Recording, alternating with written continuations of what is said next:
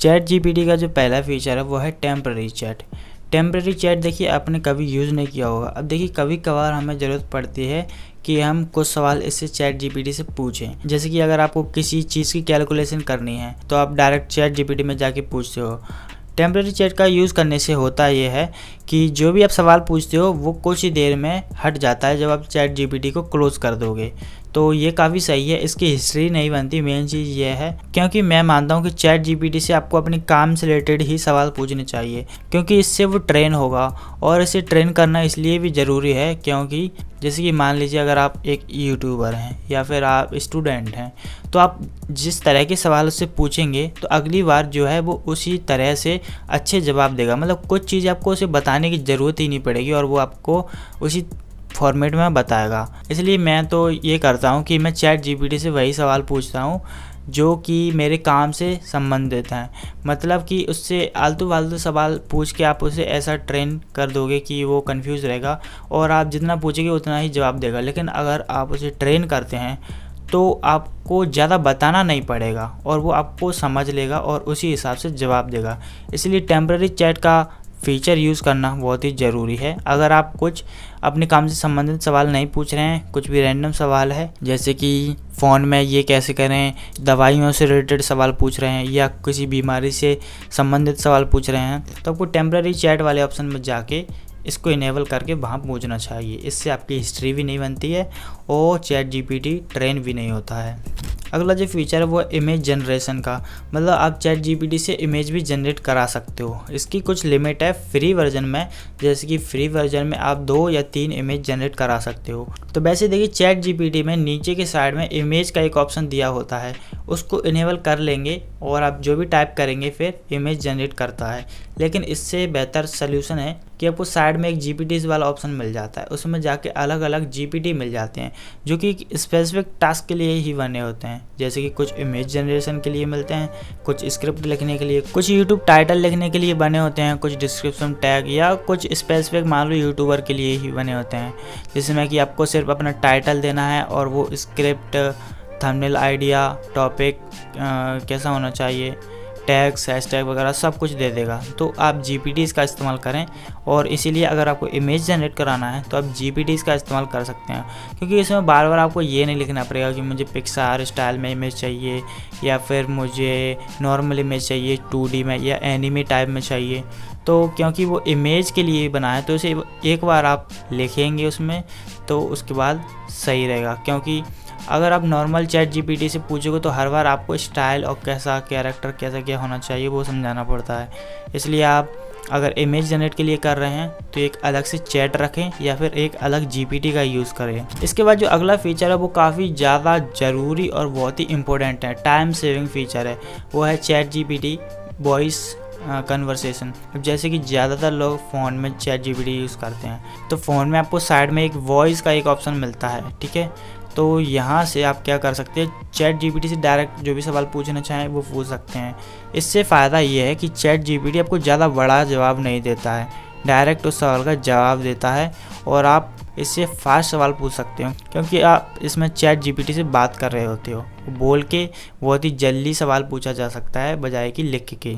और अगर आप चैट जीपीटी से लिख के सवाल पूछते हो तो उसमें भी काफ़ी बड़ा जवाब दे देता है, कभी कभी सवाल के अकॉर्डिंग डिपेंड करता है, तो फिर आपको उसे पढ़ना पड़ेगा। इसलिए वॉइस वाला फीचर काफ़ी बढ़िया फीचर है क्योंकि इसमें टाइम सेव होता है, आपके बोलने का टाइम भी कम लगता है और वो जवाब भी छोटा देता है, मतलब जितनी ज़रूरत होती है उसी हिसाब से देता है।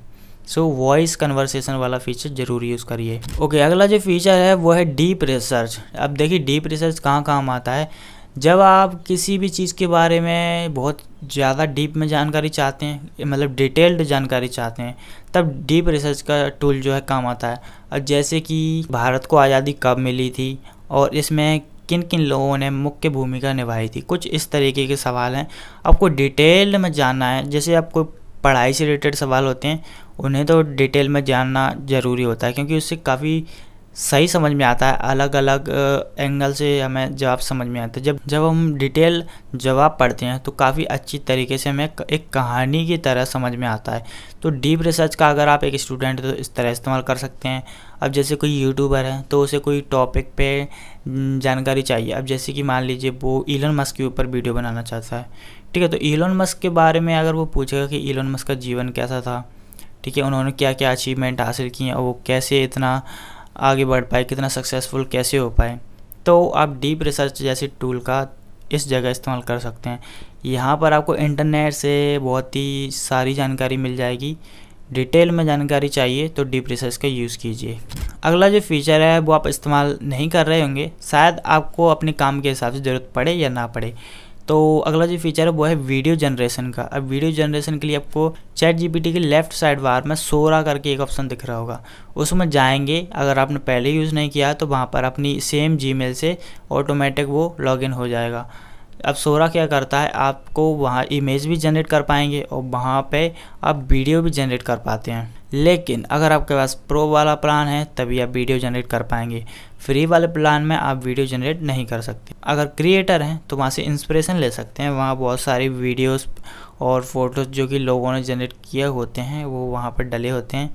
तो वहाँ पर देख सकते हैं कि एआई किस हद तक मतलब क्या क्या बना सकता है, इंस्पिरेशन ले सकते हैं। बाकी अगर आपके पास प्रो फीचर है तो आप यूज़ कर सकते हैं। अगला जो फीचर है वो कस्टमाइज्ड जीपीटी, यानी कि चैट जीपीटी को आप अपने हिसाब से कस्टमाइज़ कर सकते हो। जैसे कि अगर आप उसे बताते हो कि आप एक स्टूडेंट हो जो कि 12वीं क्लास में पढ़ रहा है, उसने कौन सा सब्जेक्ट लिया है, ठीक है, उसने वो क्या क्या कर रहा है, तो उस हिसाब से चैट जीपीटी से आप जब भी सवाल पूछोगे तो उस चीज़ को वो ध्यान में रखेगा कि आप एक स्टूडेंट हो, आपको एक स्टूडेंट के हिसाब से ही सवालों का जवाब देगा और उन्हीं चीज़ों को अपने जवाब में रखेगा। सो देखिए चैट जीपीटी में जैसे आप आ जाएंगे, अगर आप फ़ोन में यूज़ कर रहे हैं तो वहाँ पर आपको पर्सनलाइज का ऑप्शन मिलेगा। ऐसे ही आइकन पे क्लिक करेंगे साइड में तो वहाँ पर इसी तरह की ऑप्शन आ जाएंगे। वहाँ पर कस्टमाइज चैट जीपीटी की जगह पर्सनलाइज का एक ऑप्शन होगा, ठीक है, तो उस पर क्लिक करके आप जा सकते हो और सेम ऑप्शन आ जाएंगे। अब जैसे कि यहाँ पर कस्टमाइज चैट जीपीटी में जाएंगे और यहाँ पर what should chat GPT call you, यहाँ पर मतलब अपना नाम देना है, जो भी आप नाम देंगे चैट जीपीटी आपको उसी नाम से बुलाएगा। ओके, सो मैंने यहाँ पर बस अपना नेम दिया है, सर नेम नहीं दिया है, सो आप दे सकते हैं। अब व्हाट डू यू डू, आप क्या काम करते हैं, तो जैसे कि आप स्टूडेंट हो तो स्टूडेंट डालना, 12th क्लास में हो तो वो डाल सकते हो, नहीं तो आप स्टूडेंट डालना सिंपल। प्रोफेशन या आप क्या करते हो, जो भी करते हो वो आपको यहाँ पर डालना। मैंने डाला है यहाँ पर कंटेंट क्रिएटर, ठीक है। अब what trait should chat GPT have, यहाँ पर देखिए आपको ऐसी चीज़ें लिखना है जो कि चैट जीपीटी यूज़ करेगा आपको सवालों के जवाब देने में। सिलेक्ट ट्रेट, यहाँ पर आपको लिख देना है, जैसे कि मैं चाहता हूँ ये प्रोफेशनल और काफ़ी बढ़िया से जवाब दे, एकदम क्लीन, एकदम जो जवाब हो सकता है वही जवाब दे, ज़्यादा घुमा फिरा के जवाब ना दे। जैसे कि यहाँ पे लगा है forward thinking, traditional, witty, chatty, straight shooting, encouraging, ठीक है, तो इनकरेजिंग मुझे चाहिए, जेनजिस्ट नहीं चाहिए, ठीक है, स्ट्रेट शूटिंग ठीक है यहाँ पर। और यहाँ से आप रिफ्रेश करके corporate, outside the box, एम्फैटिक, programmatic, जो भी प्रोग्राम वगैरह करते हैं, प्रोग्रामिंग बोल दो, ठीक है। तो मैंने यहाँ पर इतने सारे सिलेक्ट कर लिया। अब यहाँ पर ऑटोमेटिक लिखा आ गया है, use an encouraging tone, tell it like it is, don't sugar coat responses, response with corporate jargon, be innovative and think outside the box, get right to the point, ठीक है। तो इतना मैंने लिखा है। अब इन जो भी टॉपिक दिए गए हैं इनको सिलेक्ट कर सकते हो और ये अपने आप राइट हो जाएगा और समझ जाएगा कि आपको किस तरह की जो जवाब में चीज़ें होनी चाहिए। एनीथिंग एल्स, अगला है anything else ChatGPT should know about you. तो यहाँ पर आप अपनी hobbies, value, preference to keep in mind, मतलब चैट जीपीटी को इससे आप ट्रेन कर सकते हो। जैसे कि मान लीजिए आप स्टूडेंट हो तो यहाँ पर लिख सकते हो मैं 12वीं क्लास में पढ़ता हूँ, मेरी हॉबी है गेम खेलना, कैरम खेलना, मोबाइल गेमिंग हो गई, और आप चाहते हो कि चैट जीपीटी याद रखे कि आपका बिहेवियर कैसा है, मैं बोलने में अच्छा नहीं हूँ, मुझे बोलने में बेहतर होना है। या आप लिख सकते हो कि मैं पढ़ाई में अच्छा नहीं हूँ लेकिन मैं खेल में अच्छा हूँ। तो इतनी सारी चीज़ें अगर चैट जीपीटी जानेगा तो कुछ सवाल ऐसे होते हैं जो कि आप खुद से रिलेटेड पूछ रहे होते हो या किसी के बारे में पूछ रहे होते हो ना, तो वहाँ पर चैट जीपीटी आपको याद रख के उन सवालों को बढ़िया तरीके से आपको बताता है कि आपको वो अच्छे से समझ में आए। क्योंकि अगर आप बताओगे कि मैं, जैसे कि मान लीजिए आप पढ़ने में अच्छे नहीं हो, तो उस हिसाब से अलग जवाब देगा थोड़ा सा। लेकिन ये काफ़ी बढ़िया है कि अगर ये जितना ज़्यादा आपके बारे में जानेगा उतना सही आपको जवाब देगा। और अगर आप बताएंगी भी नहीं तो वो चीज़ भी आपको बताएगा, क्योंकि इसे पता है कि आप किस तरह के इंसान हो, आपकी हॉबीज़ क्या हैं। ठीक है, तो यहाँ पर आप लिख सकते हो। तो मैं अपना यहाँ पर डाल देता हूँ। ओके, सो मैंने यहाँ पर कुछ चीज़ें लिख दी हैं अपने बारे में, तो आप इस तरीके से लिख सकते हो। अब देखिए यहाँ पर नेक्स्ट है चैट जीपीटी कैपेबिलिटीज़, यानी कि कुछ चीज़ें जो कि आप यूज़ करना ही नहीं चाहते या उससे रिलेटेड सवाल आपको पूछना ही नहीं है, जैसे कि वेब सर्च। वैसे तो इसकी बहुत ज़रूरत पड़ती है, लेकिन अगर आप कोडर नहीं हो, कोडिंग नहीं करते हो, तो इसको अनडन कर देना। कैनवास का ऑप्शन भी अगर आप यूज़ नहीं करते हो तब भी इसको अनडू कर सकते हो आप। ठीक है, चाहो तो इनको इनेबल रख सकते हो, कोई भी प्रॉब्लम नहीं है। इसको सेव कर देंगे तो यहाँ पर चैट जीपीटी कस्टमाइज हो चुका है, मतलब कुछ चीज़ें आपके बारे में जानता है और आपको अब बेहतर तरीके से आपके हिसाब से जवाब देगा। तो ये फीचर भी काफ़ी ज़रूरी है। और उसके बाद जो फीचर है यहाँ पर देखिए प्लस का जो आइकन है, यहाँ पर add photo and file add from apps, यानी कि गूगल ड्राइव या वन ड्राइव जो भी है, वहाँ से डायरेक्ट कोई फाइल को उठा सकते हैं और इसमें अपलोड कर सकते हैं। अब ऐड फोटो एंड फाइल से क्या होता है वो मैं आपको बताता हूँ। सो जैसे कि मैंने यहाँ पर एक फ़ोटो अपलोड किया, अब मैं इसके बारे में पूछता हूँ। सो मैंने पूछा है what is this photo about, ये फ़ोटो किस बारे में है। तो this image is vibrant artistic digital illustration. ठीक है, इसने बता दिया कि ये डिजिटल है, मतलब किसी के हाथ से बनी हुई नहीं है, ये कंप्यूटर से बनी हुई इमेज है। Lord Krishna as a child, Krishna भगवान बच्चे के रूप में, बाल कृष्ण। इसके बाद एक क्यूट एनिमेटेड बेबी, मतलब इसके इमेज के बारे में क्या क्या चीज़ें हैं सारी बता दी हैं। पीकॉक फेदर जो कि सिर पे लगा है। ठीक है, ट्रेडिशनल अटायर इंक्लूडिंग येलो धोती, यानी कि जो कपड़े हैं। इसके बाद बैकग्राउंड में ये लस ग्रीन फैंटेसी लाइक बैकग्राउंड। तो इमेज और फाइल अपलोड करने वाला फीचर काफ़ी इंपॉर्टेंट है।